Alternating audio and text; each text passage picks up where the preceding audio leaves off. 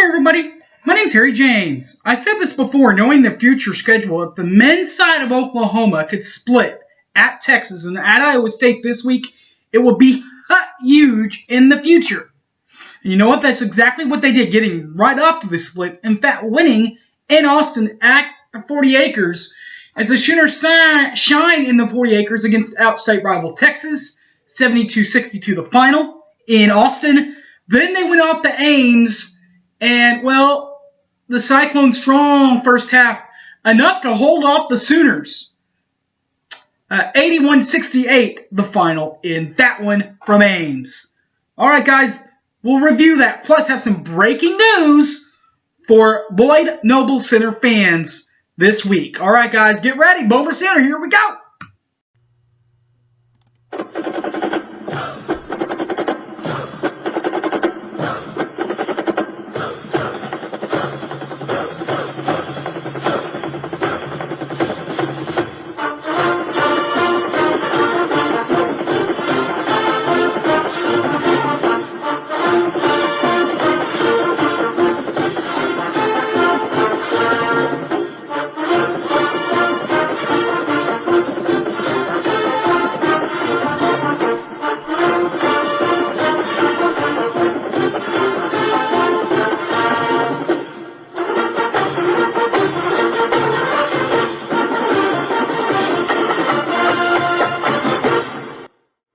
We beat Texas! Welcome back to the show, everybody. My name's Harry James. We'll start here before we get into the reviews of what happened in Austin and in Ames.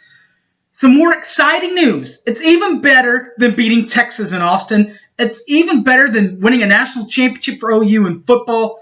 Well, maybe not that much, but it's pretty darn exciting. The return of Top Dog. And it's official, guys. He is coming back. You can follow him on Twitter, actually. Get it pulled up here. But if you don't know who this is, Top Dog is the official OU basketball mascot from the from the 90s and the late 80s. There he is, right there. He's going to be back in Norman for the Kansas game coming up. And this is what makes me think that he's on Twitter. He's got 9 followers or so, or 2,708 followers already. And I think that he's going to be back for good. That's what makes me think he's going to be back for good, is that he's on the Twitter account. He's tweeting about OU basketball. So that is exciting. What's also exciting is a huge road win against an outstate rival of Texas in Austin. As, well, the Sooners shine in the 40 acres against outstate rival Texas, 72-62, the final. Sooners win. First of all, for the hometown boys of Oklahoma, first half highlights, 50% from inside the arch. 50%, quite deadly from inside. And you know what? 50% from outside the arch. Also, not too shabby for the Sooner of Oklahoma. What about Bevo? Well, Bevo and company, 38.2% shooting from inside the arc and 38.5% from the three-point bucket first half. Second half, from inside the arch at least, Oklahoma stayed red H-O-T-T hot. 50%, 50.0% from inside the arch. Did cool off a little bit from the arc behind the arc, shooting 38.6% from the three-point marker for the Sooners.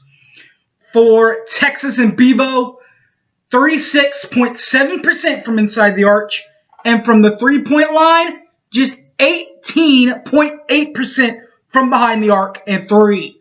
For the full game, Oklahoma, as you would imagine, 50.0% from inside the arch, and from outside the arch, 40.0% from outside the arc. Texas, 37.5% from inside the arc, and 27.6% from outside. And finally, the stat stuffers in this one. Christian Doolittle did his part with 22 points in the game. Man, does he love playing Big Bad Texas in Austin. 22 this time for the senior. Jamal Bieniemy, he led the team with 4 assists on the night. And back to Christian Doolittle, who led the team with 8 boards. As the Sooners win in the 40 acres, Sooners shine in 40 acres against rival Texas, 72-62. Then the Sooners travel to Psych Country, Cyclones of Iowa State. Football has not had a problem in Ames. Other football teams have had trouble in Ames, not Oklahoma very often.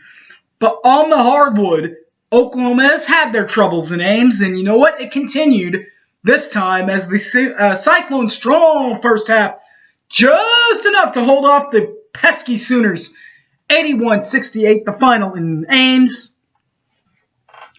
First half highlights for Oklahoma. OU actually shot 45.0% from inside the arc and 36.4% from the three-point bucket, while the Sykes clones of Iowa State 53.3% from inside the arch, and 40.0% from behind the arc.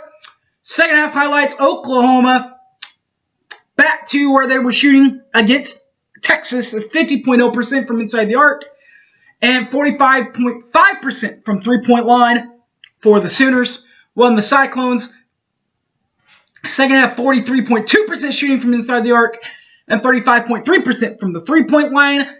The final stats, Oklahoma 47.7% from inside the arc and 40.9% from three-point line.